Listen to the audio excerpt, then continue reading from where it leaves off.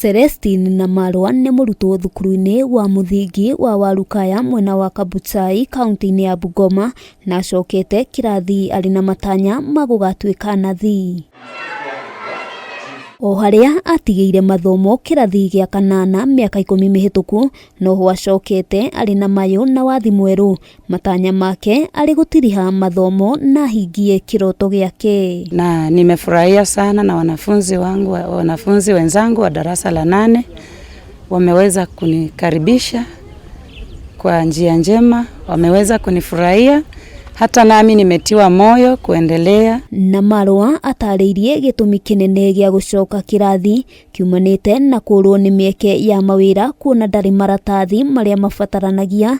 Haha akĩoneka kwĩrira kumana na kwaga kũrĩkia mathomo torĩa aciari ake mangĩendire. Nimekaa nyumbani na nimeona kwamba masomo yana manufaa sana kwa maisha ya kila mtu. Na nimeweza kupoteza nafasi nyingi kwa sababu si kumaliza kusoma. Evans Wekesa ũrĩa nĩ mũthuriwe augĩte ndarĩ na nganja atĩ mũtumia wake nĩ egũkorwo agĩka wega kĩmathomo. Niko na imani aende form 1 asome mpaka secondary, aende mpaka university. Mama wajawazito wananipenda sana na sometimes wengine huwa ninawasaidia kidogo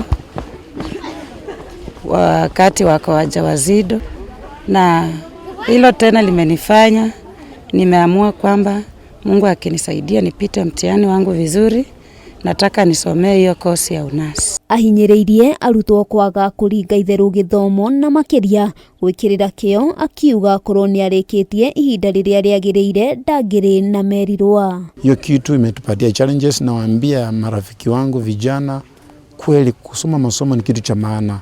Saizi nje huko usiposoma maisha itakuwa ngumu. Handũ-inĩ ha Kameme TV, rĩtwa rĩakwa nĩ Wambui wa Njũgũna.